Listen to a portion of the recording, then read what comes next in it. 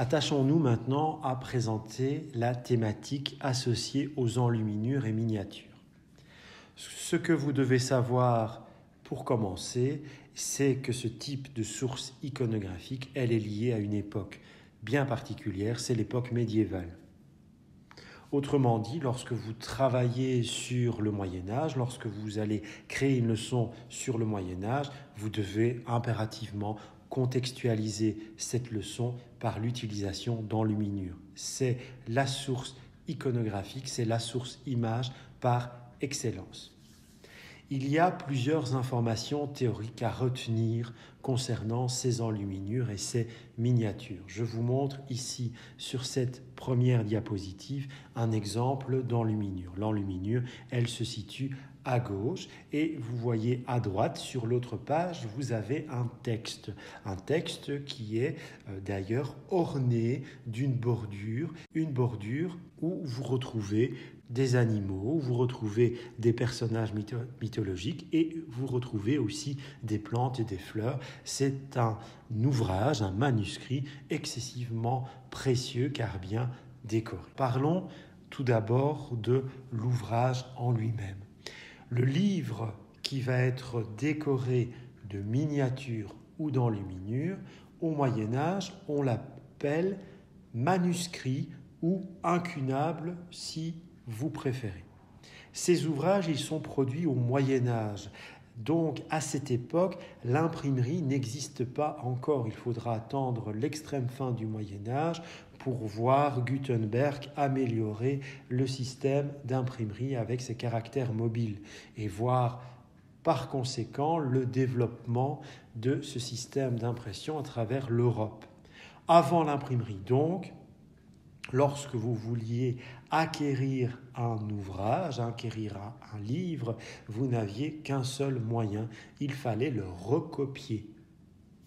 C'est pour ça que le Moyen-Âge nous a légué une multitude d'ouvrages, du moins ceux qui ont pu survivre à travers les époques, à travers les siècles, et tous ces ouvrages, tous ces incunables ou manuscrits, ils sont rédigés à la main. C'est pour ça que l'on les appelle des manuscrits, écrits à la main.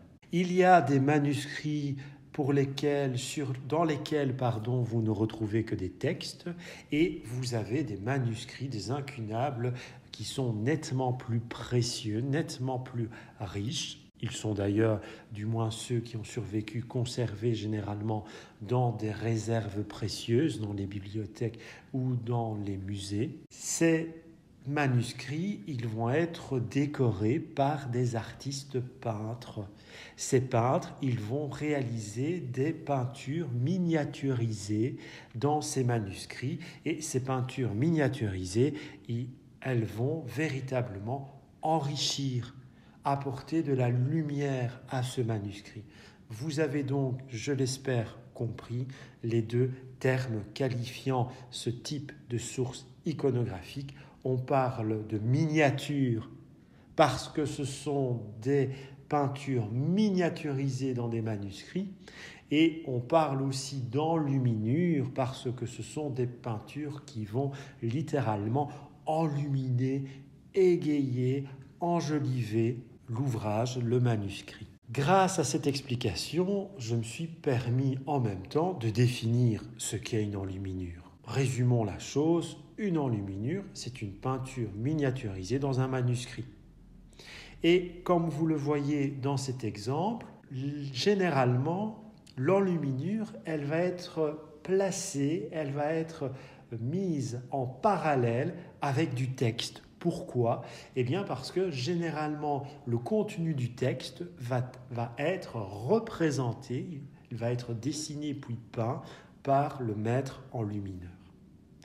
Ces manuscrits, qui les fabriquaient au Moyen-Âge ? Eh bien, vous avez deux grands groupes de copistes. C'est ainsi que l'on nomme les créateurs de ces manuscrits médiévaux. Vous avez des copistes religieux, des moines copistes qui vont travailler dans les abbayes et les monastères au Moyen-Âge à recopier des traités, des romans, des ouvrages de science et autres. Ces moines copistes, ils vont travailler dans une salle bien particulière destinée à la retranscription des manuscrits. On appelle cette salle dans les abbayes et les monastères le scriptorium, la salle où on recopie des textes. D'un autre côté, nous allons voir vers la fin du Moyen-Âge des copistes laïcs qui vont également travailler, par exemple, pour des bourgeois ou pour des seigneurs. Et ces copistes laïcs, donc, qui sont indépendants par rapport au pouvoir religieux, ils vont se mettre aussi à recopier, ils vont se mettre aussi à transcrire, à véhiculer des ouvrages, des idées, des traités, des romans et beaucoup de formes, beaucoup de différentes formes d'écrits. Sur la diapositive suivante, vous voyez une miniature assez particulière. On appelle cette miniature une lettrine. Qu'est-ce qu'une lettrine ? Eh bien, c'est une lettre qui va être historiée.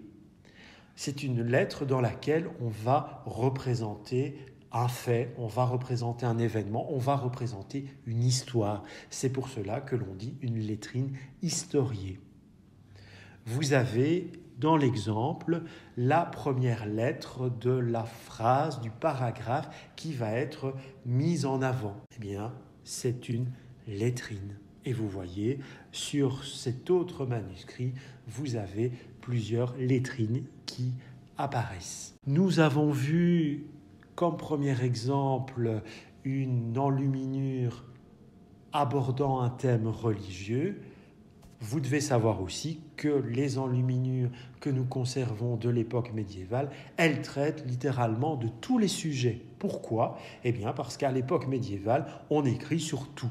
On écrit sur l'amour, on écrit sur la chevalerie, on écrit sur l'hygiène de vie, sur l'alimentation, sur la médecine, sur le développement en architecture des villes, des constructions. Bref, nous avons quasiment des enluminures, des peintures de manuscrits qui vont illustrer quasiment tous les sujets qui peuvent exister dans une vie d'homme et de femme. Ici, en l'occurrence, vous avez un exemple. Je n'en ai pris qu'un, mais rassurez-vous, il en existe de très nombreux. Vous avez 3 personnages féminins qui sont en train de réaliser du pain.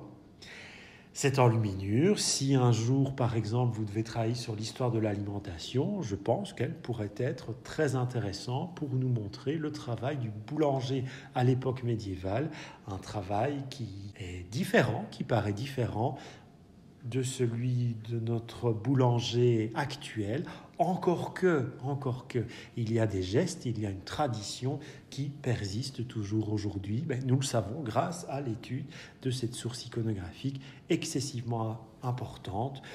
Les enluminures du Moyen-Âge, ce sont vraiment des photographies. Même plus encore, ce sont vraiment des fenêtres qui, une fois ouvertes, nous permettent d'apprécier une petite partie de la ville médiévale. Une nouvelle fois, ce sont des documents images qui vont nous permettre de contextualiser une époque. Ici, ce sera l'époque médiévale.